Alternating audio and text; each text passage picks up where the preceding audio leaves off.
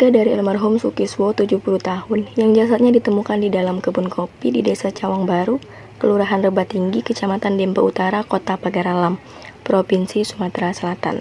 Sekitar pukul 9 malam, waktu Indonesia bagian Barat menerima kematian korban karena sakit. Lalu anak korban Andi, 43 tahun, warga Gunung Gendang RT 6 RW 1, Kelurahan Alun 2, Kecamatan Pagaralam Utara, Kota Pagaralam, menandatangani surat pernyataan di atas materai jika kematian bapaknya itu bukan karena sesuatu hal lain, namun murni karena sakit yang dialaminya.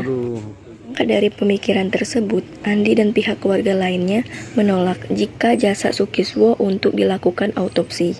Bagaimana diberikan sebelumnya, masyarakat Dusun Cawang Baru, Kelurahan Rebatinggi, Kecamatan Dempe Utara, Kota Pagaralam, Provinsi Sumatera Selatan mendadak gempar. Seorang warga menemukan sesosok mayat tergeletak di dalam kebun kopi Selasa 7 Desember 2021 malam. Diketahui jika jasad yang mukanya sudah membekak karena proses pembusukan itu bernama Sukiswo.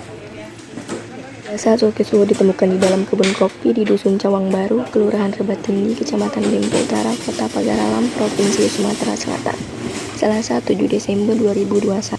Polres Pagaralam melalui Kasat Reskrim AKP Najamudin SH mengatakan, mayat korban ditemukan oleh anaknya Andi 43 tahun, warga Gunung Gendang RT 6 RW 1, Kelurahan Alun 2, Kecamatan Pagaralam Utara.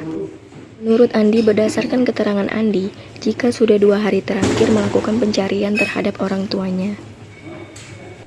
Keterangan Andi, jika bapaknya itu pergi dari rumah hendak ke kebun kopi di Desa Cawang Baru RT 1 RW 1, Kelurahan Burung Dinang, Kecamatan Dempe Utara.